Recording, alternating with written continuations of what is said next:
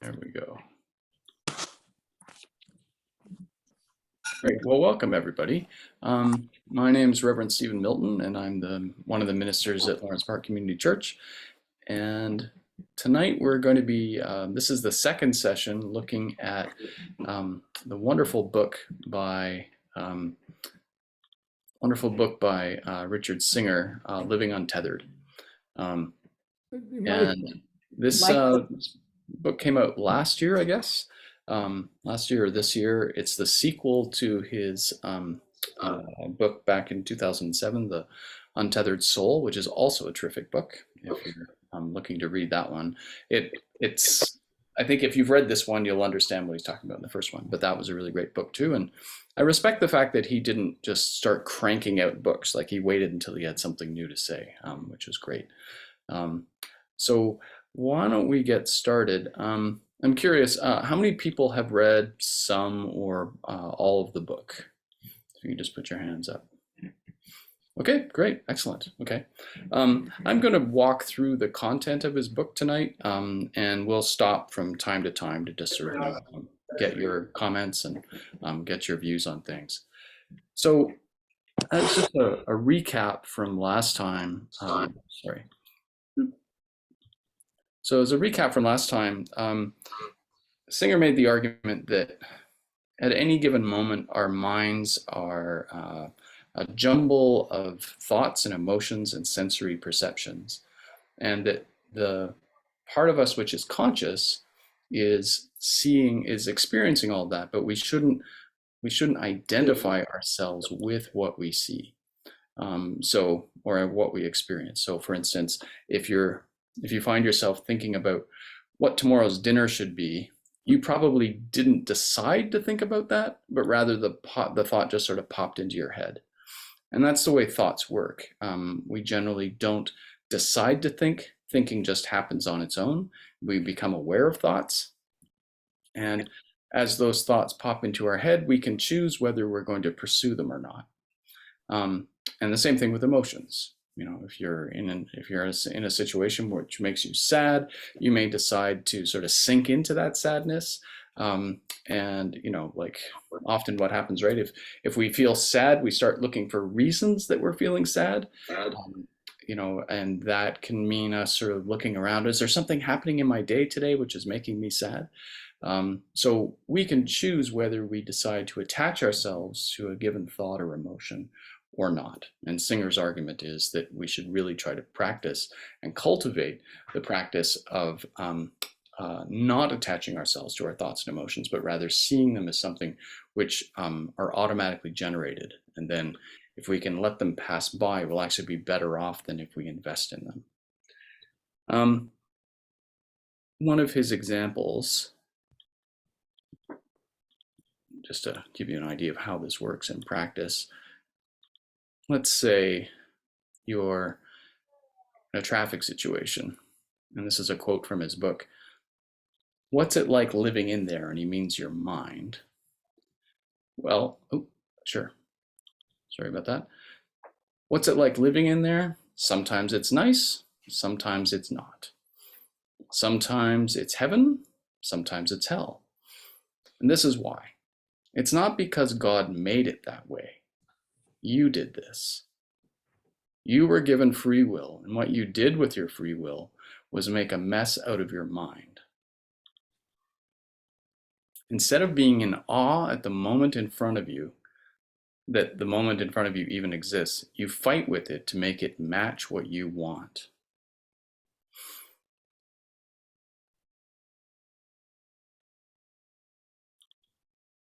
As long as we cling to what he calls our blockages, we are going to be, we're going to find the world frustrating. Our blockages are those things which tell us, I like this, I don't like that. I find this frustrating, I don't find that frustrating. We want it to look more, we want the world to be more like the way we imagine it in our head. And of course, the way we imagine the world in our head and the way it is are significantly different. And the result is we find the world frustrating. And that frustration can mean that you get mad at everyday situations and you find the world just to be a mess spinning out of control. And also what happens for people who are in positions of power, and that can be a parent, that can be a boss. Often people will take the vision of the way they want the world to be and foist it onto somebody else. So for instance, I was reminded of this quote from Bob Dylan from Maggie's Farm. Well, I try my best to be just like I am, but everybody wants you to just be like them. Right? The world is out to make you act like them. Now, Singer has a metaphor for how he understands the mind, and we talked about three of those layers yesterday, or last time: the emotions, the sensations, like literally the sensations you get through your senses, and your thoughts. But he adds, about halfway through the book, he adds a fourth element. And he says that there's a love energy, which is part of every human being, which tries to get up and out through your consciousness so that you can experience it consciously. And everyone has it, and sometimes it reaches the surface. And when you do feel it, it makes you feel as though everything is wonderful. You just love the world the way it is without judging it. And mystics have talked about this a lot, but I think everybody has this experience. So I wanted to just open it up to the floor and ask you, when have you experienced the world like that? There we go. So has anybody had that experience where, I don't know, maybe you were in nature or something where you just went, this is wonderful? Bonnie? I remember my first experience like that. I was probably 13 or something, sitting on the back steps and looking at a tree. But it wasn't something I marveled at or that was particularly beautiful. And that's been the way since when I've had that experience. It just surprises me, and I'm in another dimension for a very brief time, but everything is connected and beautiful. Not, like a sunset beautiful, but just, peaceful and magical and mystical. And I'm at one with it. And it's amazing. And then it disappears. But it comes without summoning. Yeah. Right. Thank you. Laura? Singing in the choir, every once in a while you'll be singing and everything will just come together and you think, oh, that's just glorious right there. Nice. Other experiences of that, wow, isn't this wonderful?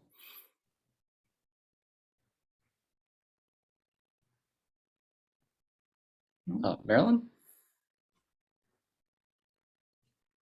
Go back to 2008, and I was fortunate enough with Eric to do a cruise from San Francisco to Australia, and we stayed there for 18 days, and we had 3 days in the outback, if any of you have ever been there. And this was at Uluru, which we used to call Ayers Rock in our colonial way, but at Uluru. And we'd had a lecture the night before out in the dark. It was called Silence Under the Stars. And they served us this food across a dune. And the speaker kind of was a fairly spiritual evening. And he used the phrase, when did the light begin? The wise person was asked, when does light begin? And he went through a series of things, but it came down to when you and I know we share the same air and breathe the same air, and that we are all part of this stardust type of thing. And the next morning we went for a walk around Ayers Rock. I think it's about 15K. I could walk in those days. And there was a creature on the pathway, the big, like kind of a fantail thing, crusty, and it just mesmerized me. And the creature and I had this moment of breathing together. Didn't move away. Trying to remember what type of animal it was. About this big, like a softball size. And everything else dropped away. I just never had an experience like that where I breathed with and the other creature. It was amazing. Yeah, it's interesting. The experiences you've all described is there's the normal separation that you feel from things drops away, right? Mhm. And you just feel a continuity with everything around you, which is, similar to the kind of love that we can feel for other human beings in our best moments, right? Where the division between you and me disappears and we just become an us, right? And that is extraordinarily powerful, and it's something which I think all of us wish we could experience more often. And Singer argues, well, you can, but you have to understand why you don't very often first. So let me just take it back to the slides here for a second. So he imagines that, sorry, there we go. Singer argues that that love energy that you feel in moments like that is actually what happens when the love energy deep inside you gets all the way to the surface and just makes you feel connected to everything. It's a way of it's love. It's like a pure love which embraces everything around you. However, most of the time, it's not like that. Most of the time, it's more like this, where your love energy gets blocked because you are consumed by preconceptions about how things should be. You are ruminating on past experiences, which make it hard for you to appreciate what's happening right now. In the extreme case, it can be past traumas, right? So something really terrible that happened to you in the past, which makes you easily triggered by present experiences. And his argument basically is that it's not that everybody is suffering from serious trauma, but rather that everything that we haven't ever quite figured out in terms of things which have blocked us, they're just lying dormant in there as blockages to this flow of love. And they're being triggered by things in the present. And one way of dealing with that, one way in which the mind deals with that, is through dreams. Dreams are a way of taking the events of the day, which could conceivably become blockages, and it sort of allows you to exercise them, right? So if you're anxious about something that's going to happen tomorrow, you might have a dream about, being naked outside of the high school room where you're supposed to take the exam that you didn't study for, and if you don't pass, you're going to lose all your degrees, that kind of dream, right? So your anxiety gets dealt with in your imagination through the dreams, and so you don't have to carry whatever the anxious thing of that day was forward with you into the future. But dreams can't accomplish all of the work, unfortunately. And what Singer argues is that we need to find a way to prevent and remove those blockages. And he speaks about it as love energy, so I thought it would be worthwhile talking about love very explicitly now, because love is the emotion that we most closely associate with those sorts of mystical, unitary experiences that we were just talking about. And when we speak about love, there's obviously different types of love, but the kind of love which we're willing to risk everything for generally tends to be romantic love, right? People will, if they fall in love with somebody, they will literally drop everything to be with that person. It may not be a good idea to have an affair, but people have them often enough that it attests to the fact that when we think that love is over there, we will make enormous sacrifices and create tremendous messes in our lives to get that love because we feel that it will complete us. So it's important to be clear about how your love energy, that sort of fountain, that geyser that Singer describes, is related to the kind of love we feel for other people, particularly romantic love. And here's a quote from Singer about that.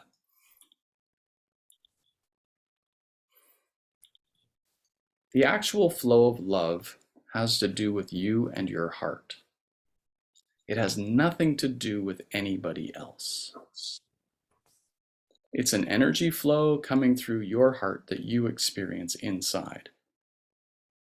Undoubtedly, certain people or circumstances can cause your heart to open or close. The action of opening and closing is something your heart is doing, not the other person. And this is an extraordinarily important point and something which is downright heretical in our society. We think that when we fall in love, it feels like there's a power emanating from the other person, right? You know, oh my goodness, I love this person because they are full of so many wonderful qualities. How could I not love them, right? And so you rush towards them. You know, our language for love is we fall in love. We fall towards the person where we think love is, right? It's entirely expressed as an external quality of the other person. They are lovable. I fall in love with them. And if you think back to high school, actually, let's see if people remember their crushes. Go back to high school, think about the crushes that you had. Did you ever have a crush on someone that you didn't actually know that well? Yeah. Come on, admit it. That boy or girl across the room looked fabulous, but you didn't really know them? Does this ring any bells? I'm seeing nodding heads, but no, nobody wants to admit this, right? Okay. And it was a long time ago. But I would say it was the opposite. I found someone that I found was attractive to me, and I pursued that person, produced an opportunity to get to know that person and make a connection. right. And do you remember why you thought they were attractive? Was it just an aesthetic thing? I can't remember. Anyway, as an example, so I knew this person, the person knew me, but it's like, so I decided, I asked them to, what is this? Sally Ann, or the girl gets to invite someone to go to the dance. Sadie Hawkins, yeah, right? Yeah, so I went out of my way to invite this person to go with me to this dance. Good for you. That wasn't the most obvious thing to do back then, was it? No. There are lots of guys who will just fall for someone who they think is hot, who they don't know anything about their personality. Nothing, right? They just go, oh, that's my dream girl, right? And they go for it. And, you know, you may have had experiences with your girlfriends, if you think back to when you were single, where you tell them about this so wonderful person, and they go, really? What do you see in that person? I'm not so sure he's the person you think he is, right? That disjunction, right, between what your friends think and what you're seeing is because you have decided to push those blockages aside, and your love energy is getting focused on that person.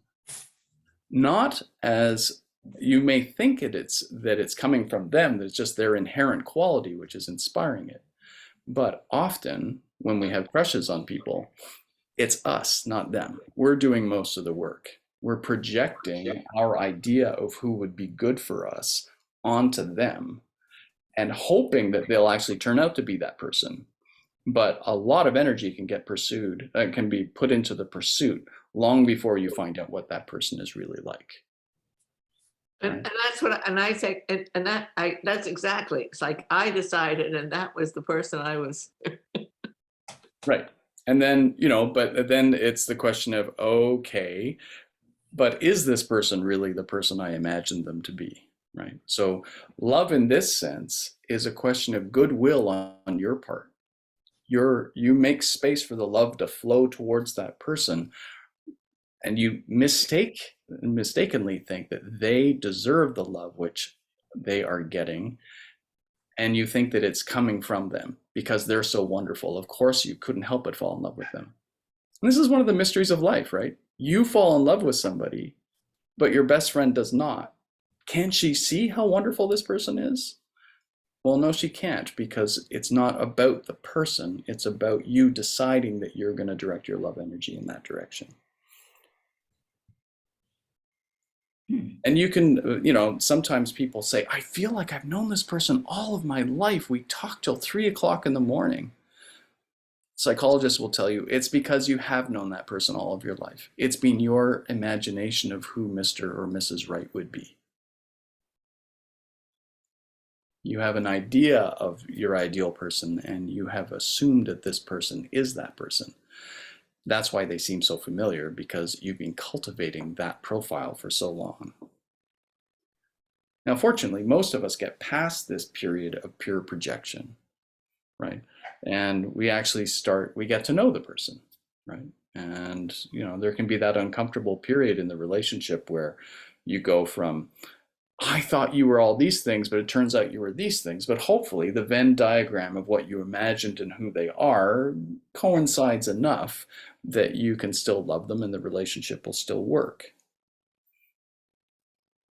But we tend to bring the blockages of our prior relationships into these new relationships, right? And there's enough married people here, right, that sometimes you'll find yourself in the middle of an argument with someone where they're reacting very intensely to something that you did, far out of proportion to what actually transpired. And then maybe later you'll find out, oh, I was reminding him of something he didn't like about his mother. Or, oh, this is something which they didn't resolve with their last partner, and they're afraid that it's all going to go sour again, right?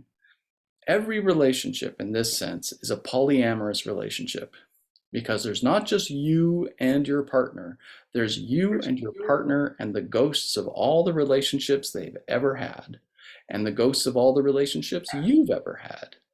And you're all having this relationship together, but very unconsciously, which is difficult. Now, we've got a lot of experience here in the room. Does anyone want to share any thoughts on that? I suspect you've all been there from time to time. Yep.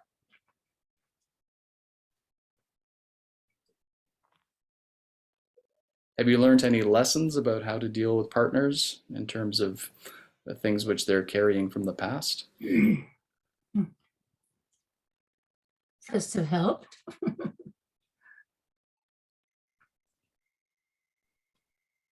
No, it does not.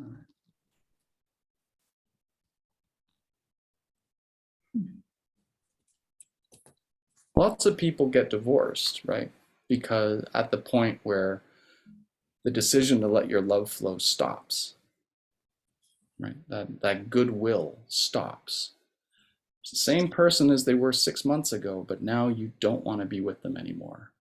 And you feel like you don't love them anymore. They are substantially the same person as they were 6 months ago. And yet now you're not in love with them anymore. That would be an example from Singer's perspective of you making the decision about where your love's going to flow, and it's not flowing towards them anymore. So in a culture which is all about finding Mr. and Mrs. Right and Mr. and Mrs. Tinder, Singer is saying, nope, actually, the key to your happiness and love is inside of you, not finding someone out there. Does that ring true to folks? What do you think? Ross, I see you, bobbing your head up and down. Does this make sense to you?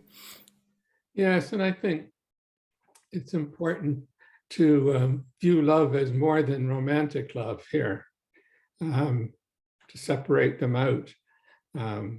We speak of God as love. We don't mean God's in love with us all in the way of romantic love. And if we say that we're in God and God's in us, then we're made of that same love, however you want to describe it. That's why I'm writing. Yeah, and Singer would say that idea of God is love, that's the fountain of love that he's talking about, which is inside of all of us. And last week, I mentioned that when Jesus says the kingdom of heaven is inside of all of you, That's what we're talking about. You know, just as God creates the universe through love, we also have that love flowing through us. But the human tragedy is that it gets blocked so much.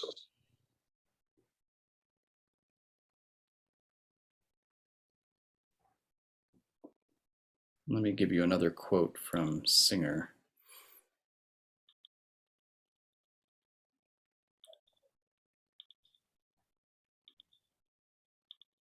We could not be discussing anything more important.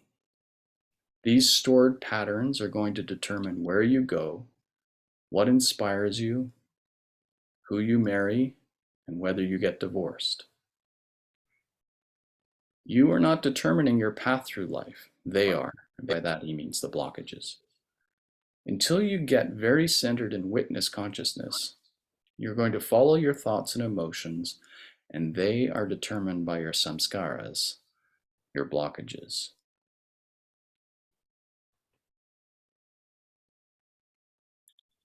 So he's saying basically you can be ruled your entire life by these internal blockages within you, where all those relationships that went unresolved, all those resentments, they can lead you to keep searching for external sources of happiness, including external romantic partners.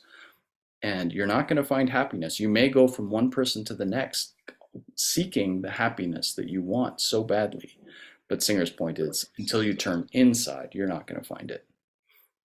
And, you know, I think we've all known people who end up going from relationship to relationship to relationship, looking for happiness and not finding it because they don't realize that the source of their unhappiness is inside. Does that ring true? Yeah. Okay. I So- think my problem with that is that it assumes that people don't change. And sometimes significant changes in people happen so that they don't seem to be the person that you initially were attracted to. And you weren't the same person you were then. And probably I wasn't the same person I was then, but the significant things changed over, a lot of years, probably in both of us. Oh, for sure. Absolutely. And when you compare the real person to the imagined person, that can mean that you go, you're not the person I married. You're not the person I imagined I was marrying, right? Right. Yeah. And that's what I relate to. This isn't the person I married. Bonnie, I think you said something. Not, I think, in relation to that, but yeah, I totally agree. I think we do have an image rather than a real awareness of what the other person is like. But I mentioned therapists before, and I think they can give you a lot of homework that will clarify these muddy waters and make your life freer and much more aware of what you are wishing for rather than actually relating to. Yeah. So I put them on a huge pedestal, good therapists. Yeah. Mm-hmm. Yeah, because it's a chance for introspection, right? Which we don't. Somebody up there looking at your he makes me so angry. Excuse me. He makes you angry, or you get angry about? Yeah. Yeah. Yeah, it's funny. Our whole language is about the cause is external, right? External cause. Yeah. Marilyn? I can remember over many years earlier in our marriage, and Eric and I have been married 57 years, so we have a bit of experience. And I would read something or hear, some suggestions about what you need to change and what you need to pay attention to. And poor Eric, because most of those I would hear about him. Oh, if he would do that, if he would do that. So it took quite a few years before I realized, oh, I think maybe I'm supposed to look at that. I think I'm supposed to figure out what's going on in me, but it was so easy to say that would fix it if he did that. Absolutely. The turning point in a lot of relationships is when you realize that each person has to do their own work rather than trying to fix the other person, right? Mhm. Because you can't fix other people. You can't say, why don't you change the way I'd like you to change? Yeah. Be nice if that worked, but it doesn't seem to. Okay, so the question then becomes, how do we get unblocked? How do you actually get past all this stuff which is clogging up the pipes so that you can so that you can't go forward? The trick is that you've been collecting these blockages all of your life, absolutely all of your life, right? From childhood onwards, and you're still collecting them, right? Things are still happening that may bother you and you may not be able to clear them out. As much as your dreams may be trying real hard to clear them out, it's not going to happen efficiently enough. So it's not as simple, like I don't mean this as a criticism, Bonnie. I think therapy is really, really useful, particularly when you've got big things on the go.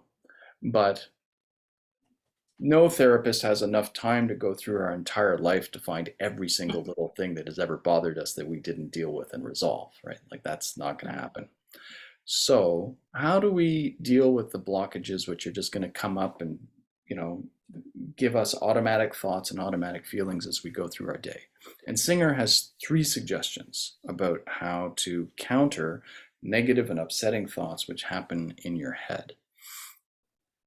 And the first one, and these things seem deceptively simple, but the first one is, if you do find yourself feeling very negative about something, try to counter the negative thought with something positive. Sorry, I'm in the way there, aren't I? One second.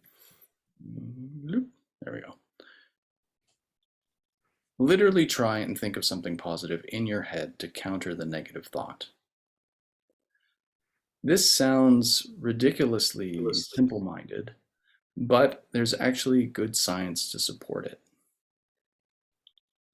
All of our thoughts are caused by neural pathways, which are being reinforced every time we repeat a given way of thinking. This is just how our brains work, right? You know how to drive the car without thinking about it because you've done it so many times. There's tons and tons of neural pathways that deal with every aspect of how to drive the car. If you decide to learn how to fly an airplane, you don't have any neural pathways devoted to that. So you're going to have to start from scratch. But you can do it. You just have to repeat it over and over again. To change your behavior,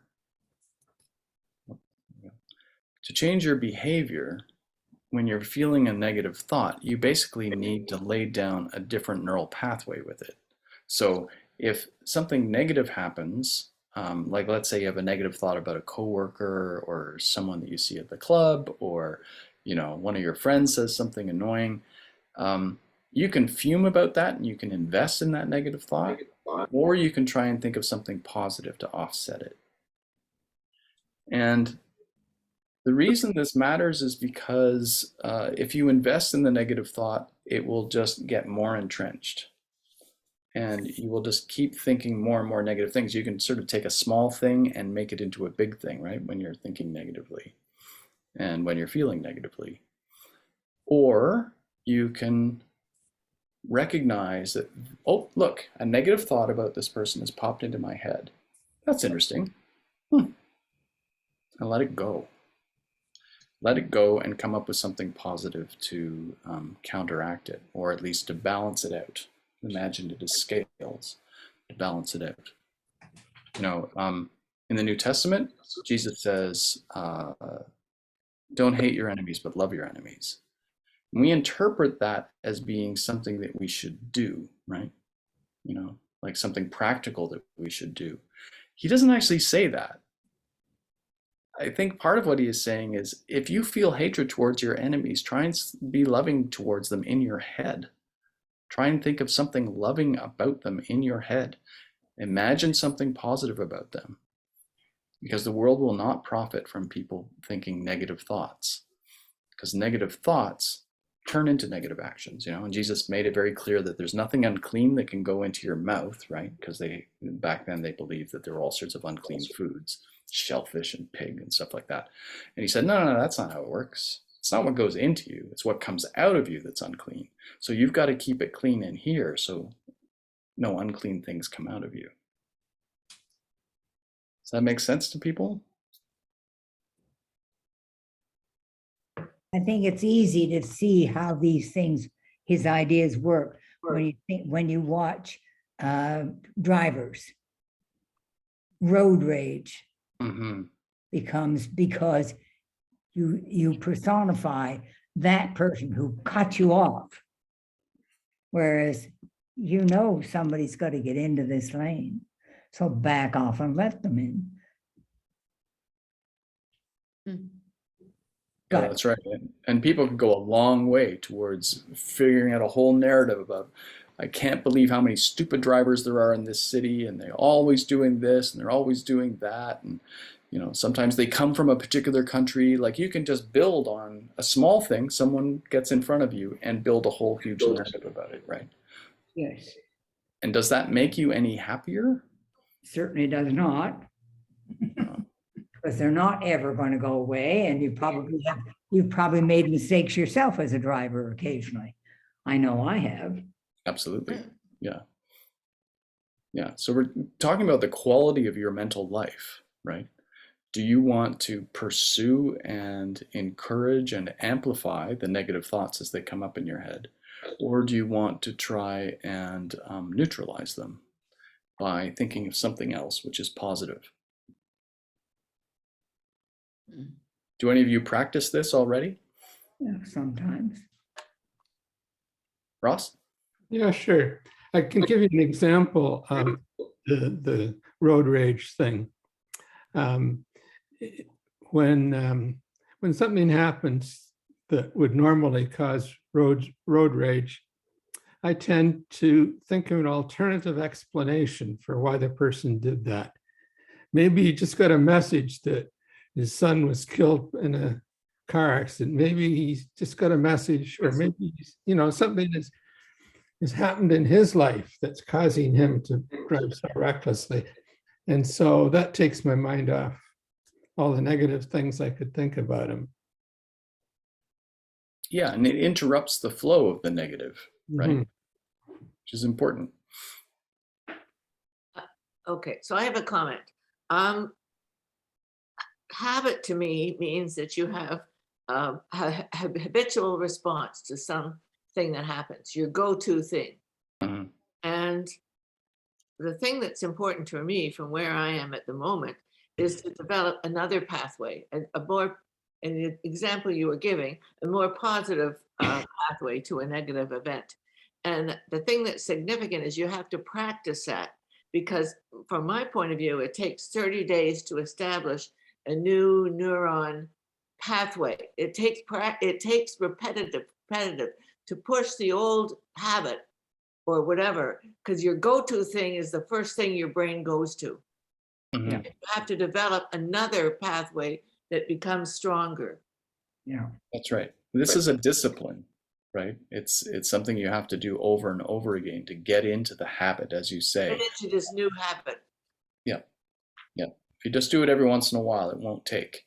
You need to actually do it pretty consistently for it to occur to you, oh, I should think something positive here, right? The content of the positive thought is going to change from situation to situation, but the idea that you should come up with a positive thought, that's the thing which you need to have to develop as a habit.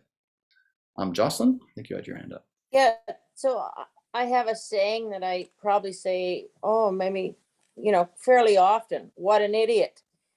But what I'm saying, yeah, I know, but it's these same moments that everybody's describing. So it's like I'm bypassing it. I'm not involving myself in the negativity, but I don't need a positive thought. I just need to step aside, let it flow by me, and I carry on in my peaceful way. So my way of saying that is, what an idiot. And then it's gone. It didn't touch me. I just carried on. So it's an evasive action, not being engaged in the negativity. You made it so it didn't stick. It Yeah. didn't touch, it went by. Yeah. Although the word idiot, of course, is the greatest compliment for someone, right?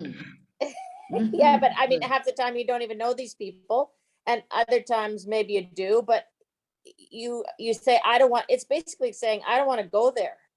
So it just means I'm dismissing that.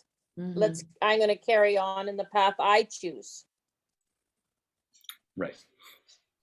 Yeah, and I think our culture has made swearing and using curse words much more normative and acceptable, right? In a way that it wasn't before. And I notice this in younger people in particular, where, every second sentence can have a swear word in it. And the problem with that kind of language is that it basically demeans the world, right? The world in your head as well as the world outside. If everything is, F this, or this is a piece of crap, or whatever, you're basically just coating the world with garbage. And that's the world you're increasingly thinking is really out there, right? So, I mean, I think our language in our heads actually makes a difference. So, I mean, if calling someone an idiot and then moving on works to clear it for you, that's okay. But still, you've still planted this judgment on someone, as you say, you don't know them, right? Like, maybe they're doing exactly what they needed to do in that moment, right? You don't know, right? So that's his first approach, is just to think positive thoughts about people. And his second approach, actually, yeah. So today is the feast of Saint Francis. Oh. And I came across this quote today when I was looking for something else. No one is to be called an enemy. All are your benefactors, and no one does you harm. You have no enemy except yourselves. So this is not a new perspective that Singer is bringing us. It's a very old one. But it's something which is, being consistent with Christianity all along. Because, Jesus was saying, love your enemies, and loving your enemies means to get things into perspective, right? Like, stop seeing this person as an enemy and see them as something else. And even St. Francis understood that this is something which is happening in our head. Okay, I spoke about that. Oh yeah, so his second suggestion for how to get around this is to use a mantra.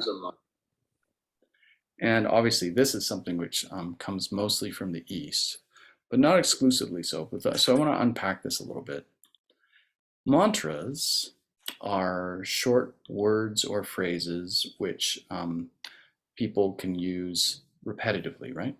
So a mantra could be a nonsense word, as it often is in the Hindu tradition. They give you a word that doesn't mean anything so that you won't become attached to it. Like, if your mantra was fire truck, then you would probably see fire trucks in your head as you repeated a mantra, right? So you don't want that. You want something which is relatively meaningless, or is attached to something so big like God that you're not going to be able to box it in and have a particular vision in your head of what it is. The reason that mantras can work, and what he's suggesting, is if you have a negative thought, then just bring up your mantra. And it needs to be a mantra that you use in meditation. So if you're not a meditator, this isn't going to work. It needs to be a word which you're already familiar with, that you use quite frequently when you're sitting down to pray or meditate. And the reason for that is that when you meditate, because you're focusing on your breathing and you're getting calm, meditation isn't just something that happens in your head, it's something that happens throughout your entire body, right? When you meditate, your heart rate goes down, your blood pressure goes down, your breathing gets slower, it gets deeper. There's a whole suite of physiological changes which happen when you meditate. And so if you're in a stressful situation and you say your mantra deliberately, your body's going to go, oh, we're doing that thing now. And just the mere mention of your mantra can be the cue to your body, hey, we're going into that calmer state now, particularly if you repeat it. And the change can be really, really swift. I don't want people to underestimate how effective this is. I do the daily office every day, and the way the daily office starts, as people who come to the prayer service knows, come, let us sing to the Lord, let us shout for joy to the rock of our salvation. And then it goes on for a while. It's a chunk from Psalm 95. When I'm in stressful situations, I will think to myself, come, let us sing to the Lord, let us shout for joy to the rock of our salvation. And immediately I can feel this tension and the stress draining out of me, because my body knows what those words mean.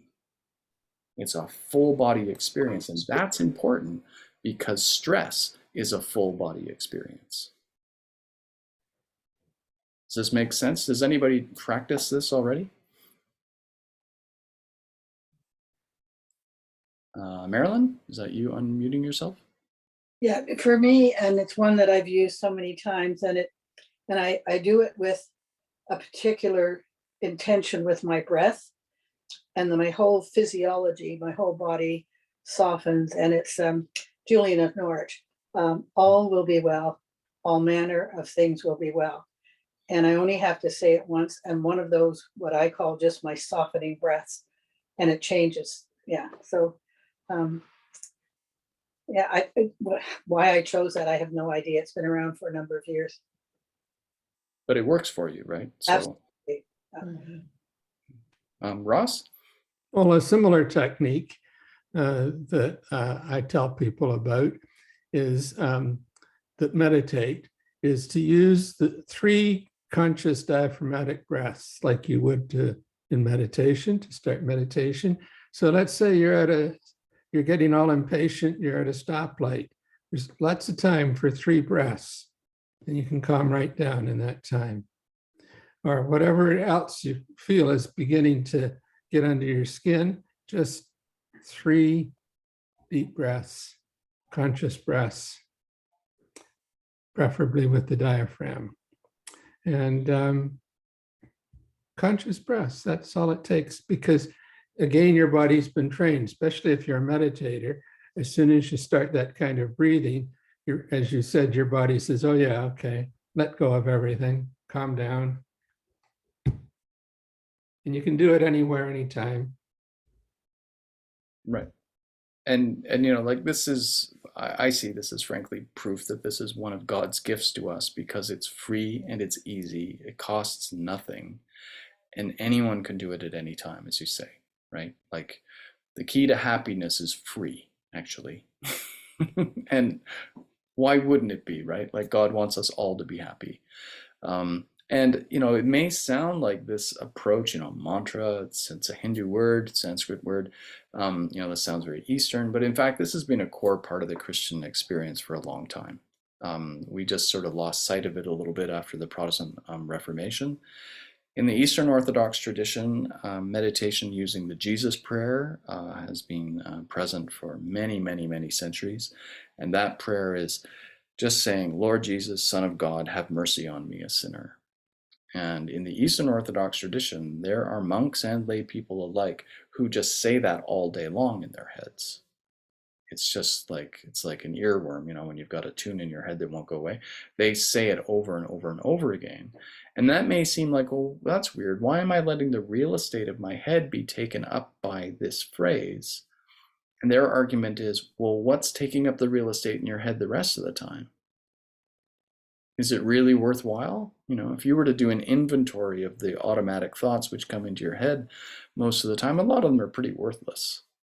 You know, they're either repetitious or they're not very interesting, not very insightful. I'm not trying to call anybody dumb, but just like, you know, if you listen to what actually goes on in your head, it's not all that interesting a lot of the time.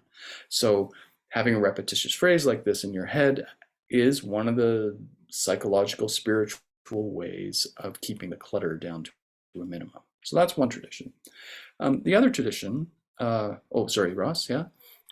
Sorry, but I have not a problem with what you just said. Mm-hmm. What is it that you are repeating? That you're a sinner? Why would you want to keep repeating that?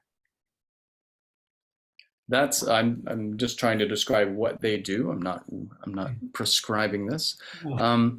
I think in their context, the reason they put the word sinner on, which is apparently optional, is just it keeps you from thinking that you're the greatest thing in the world, basically. One of the things which monks struggle with is a sense of spiritual superiority relative to lay people.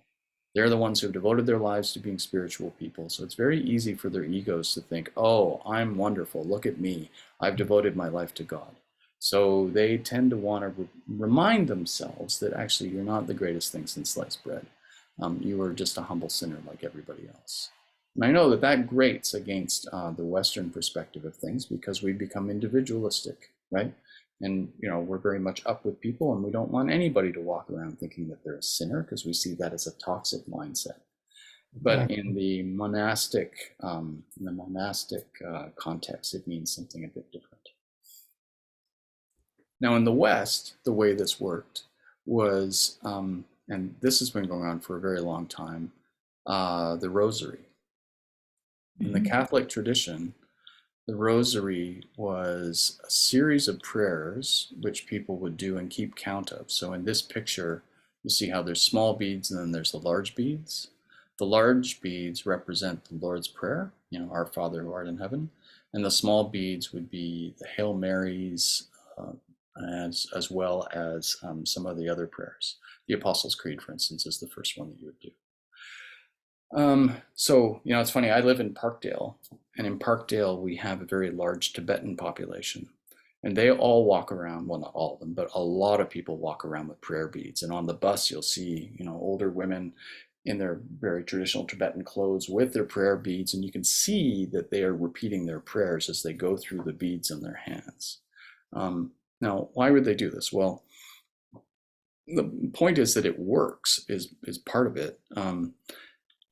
If you are repeating prayers on a regular basis, that means that you have access to that form of mantra at any time. Right? It's not that you need to pray all day long, but rather the people who are doing this have access to their own kind of mantra. And, you know, Catholics who do the rosary can, you know, at a time of stress, pull out the Lord's Prayer, and it's going to have that calming feeling to them. So I'm just trying to say that this isn't just an Eastern thing, it's also a Western thing. And I used to belong to a church out here in Parkdale where there were some ladies from Jamaica. And one of the ladies told the story once that she was walking down the street and she was carrying her purse, and a guy ran up and he grabbed her purse because he wanted to steal it. And she hung on to it, and they had a little bit of a tug of war. And she just decided, she's quite a big lady too, she just pronounced the Lord's Prayer as loud as she could. Our Father who art in heaven, hallowed be thy name. And it totally freaked the guy out. He dropped the purse and he ran away. So, you know, these words can be very powerful and useful depending on the context. Do any of you use formal prayers in any way, or fragments of prayers to calm yourselves down? Does that ever happen to you folks? Mm-hmm. Yeah, if I'm having trouble sleeping sometimes, I'll repeat the 23rd Psalm. Great, which you associate with being calm, right? That's right. When I'm on an airplane, every airplane I'm ever on, when it's taking off, I say a prayer. Mhm. And if we run into turbulence, I say a prayer. Funnily enough, I don't say it on landing. I don't know why.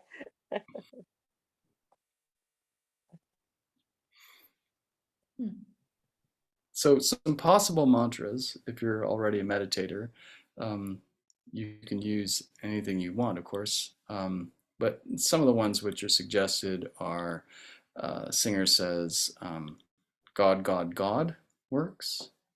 The Jesus prayer that I mentioned, Lord Jesus Christ, Son of God, have mercy on me, a sinner. And he also says, you know, a simple one which isn't religious but will work is, I'm always fine, I'm always fine, I'm always fine. So, if a stressful situation occurs or just you're finding your head being filled with negative thoughts, you can just reassure yourself, I'm always fine.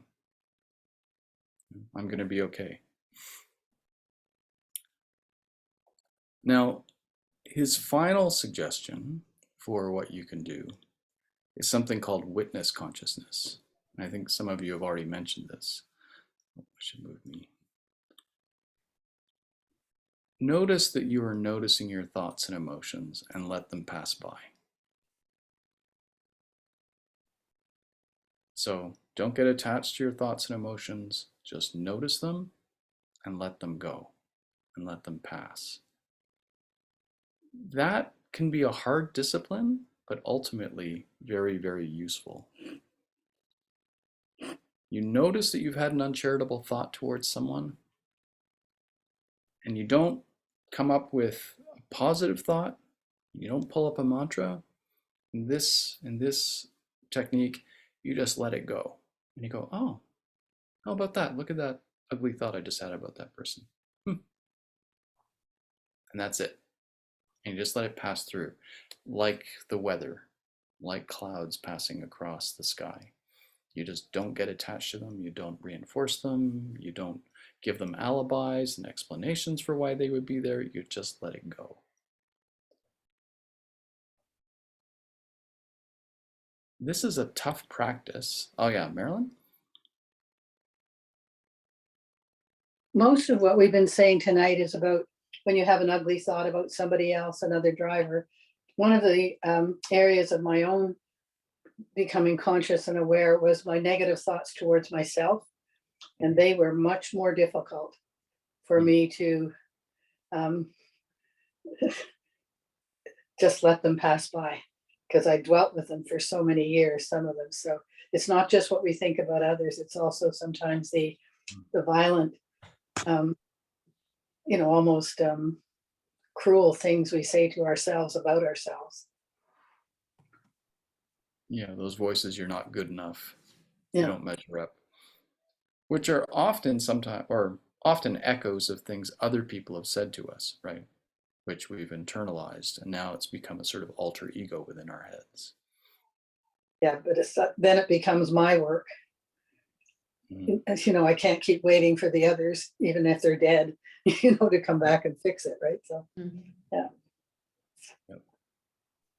So yeah, and you have to be loving to yourself and go, I'm not going to endorse that thought. Yeah. I'm just going to wait for it to go away. Yeah. Which is tough, which is very tough, but really useful if you can adopt it. Bonnie? Oh, I think you're muted, Bonnie. Sorry, we can't hear you. Phrase that I use at middle of the night, I'm apprehensive about something, or Marilyn's situation, self-judgment, which she's very good at, negative self-judgment. I got from an Anglican priest friend of mine, Louise Peters, trust that there is enough. And that's a mantra that can sometimes bring me back. Trust that there's enough, so it's not going to be a dreadful situation tomorrow. Trust that there is enough, that you may be falling short, but it's still enough. So there are various ways in which that works. Yeah, because you're not going to grow another arm, a leg, or another brain, right? You've got enough to get you through whatever's coming. Mm-hmm. It can only be you that gets through it, right? Mm-hmm. Have others wrestle? Yeah. Go ahead, Joanne. One of the meditation routines that I use recommends thinking of imagining that your thoughts are waves that come in and then go out. So as a thought comes in, you don't engage in it, you let it go away. At those times when thoughts are tumbling around, but that's part of a meditation process. Mm-hmm. Yeah, waves, clouds, things that pass by that we can let pass by. And it's tough, right? Because our culture says that we are our thoughts, right? We identify with our thoughts. You know, we speak of great thinkers, right? You know, whereas this perspective says, your thoughts are an echo of past experiences, at least, you know, negative emotional thoughts. You should just let those go. You've got better things to do. Because the reward, if you can unclutter your brain from all these automatic thoughts, is that you will be taking out those blockages, and that love energy will be able to come to the surface. So you'll be able to appreciate what's around you more often and just see how wonderful everything is around you, like all the time. And that's tricky, right? Like, you know, we're smart people, we're discerning people. But, you know, Christ and Paul both said the goal is not to be high intellectuals, but to be simple. Right? Unless you can be like a child, you will not experience the kingdom of heaven. Right? Unless you can have that kind of childlike wonder where you just walk down the street and go, wow. You know, because that's when you're actually connecting with what's around you. And that's wealth. Now, Laura? I haven't read the whole book. Does Singer suggest that physical activity is often a good way of soothing yourself? No, not really. He's much more about mental exercises than physical exercises. I mean, I don't think he's against yoga. I think he does yoga, but he doesn't really talk about it in the book. But certainly, I mean, you know, stress gets lodged in your body, right? So doing things like Tai Chi, as you do, and yoga and stuff is a great way to release those stresses. But he's talking more prophylactically about how you can prevent those stresses from even coming up or getting lodged in you.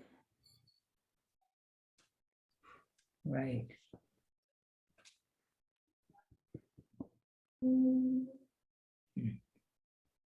My comment, I guess, Sure. and on addition to Laura, is to focus. What you said was focus. I call it gratitude. Focus on all of, you know, I have enough. I am enough. I'm good enough. You know, I have all these wonderful things. You know, I don't need, you know, more. And we don't think about that very, you know, as much as we should. All the things we should be thankful for. And our culture is really focused on obviously the externals and the outside as being the source of what can make you happy. And, you know, many of us go on trips hoping that we will have that kind of experience where you feel wide open. And to some extent, that's an evolutionary thing, right? Like when you're in an unfamiliar place, you have to put aside all those blockages and stuff so that you make sure you don't walk down the wrong street, or, you know, you need to be hyper aware of your surroundings when you're in a strange place. Whereas when you're at home, you take all that stuff for granted so you can get lost in your thoughts more easily. What Singer is describing is a state of mind which we often only experience when we're away, but you can have that when you're at home, which is like 95% of the time, right? Where you can walk down the street and be entranced and delighted by the beauty of your own neighborhood, just the way it is. Well, as he describes, the moment in front of you. Yeah, yeah. And if you can do that, you know, you're as rich as anyone who goes to Tuscany for the summer. You know, it can be Tuscany all the time, ideally. But you have to give up that attachment to that chatter in your head, which you have believed was the content of you.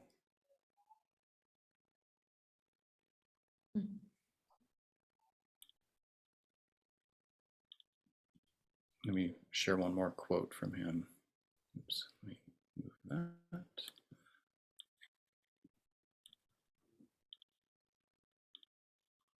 Spirituality is not about changing the objects you're looking at. Spirituality is about accepting the objects, but not getting sucked into them. It's about being detached and feeling at peace with whatever your mind and heart are doing. And you are totally comfortable with everything that can come from your heart and mind. They will stop creating inner disturbance. You don't know that yet, but it's true.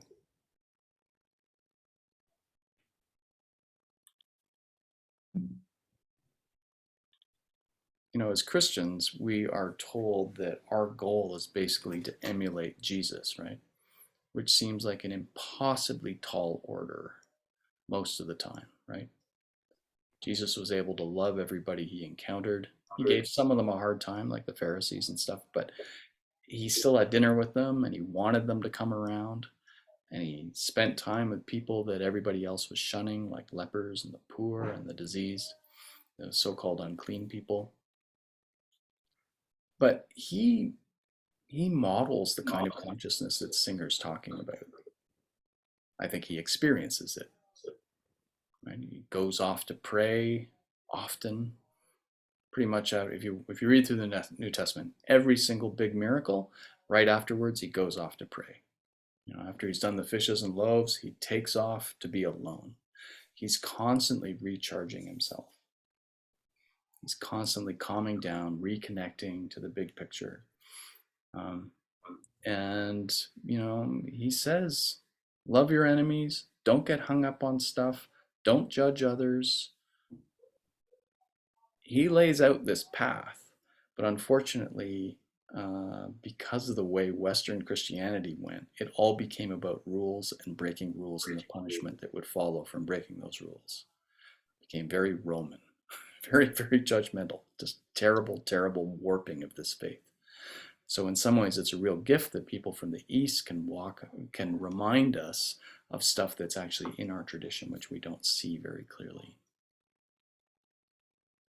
You know, Jesus says very clearly, don't worry about tomorrow. You know, today's got enough troubles of its own. You can't add a single hour to your life by worrying about it. Just feel the love now. And to do that, you need to try and not get attached to the clutter in your head. It's very freeing. It's about letting go. You don't have to go get something else. You don't have to read a dozen more books. You can just let stuff go.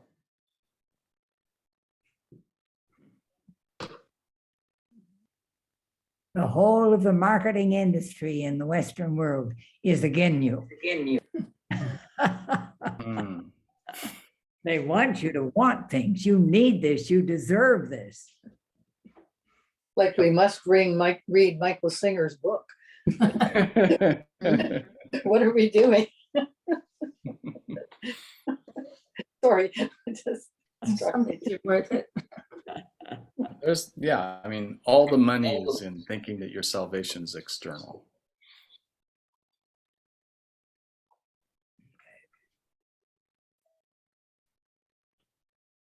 If you choose the simple path, then, you know, you don't need as much stuff. You can still read lots of books and listen to music and stuff. It's not like your life becomes drab and terrible or anything, but you just find there's riches all around you, so you don't need to, you know, engage in retail therapy, and you won't blame other people for your problems, and you won't even see them as your salvation. And ultimately, in the sort of spiritual understanding of this, if you can clear away all those cobwebs and blockages and feel the love going out, then you'll also feel the love coming in, right? You know, because the whole world was made in love by God. That's what our Gospels teach us. And if you feel that love, then you go, wow, I am part of something awesome. You know, that moment, like what we were talking about at the very beginning of this, when you just are with that animal on the path. You just are seeing that sunset.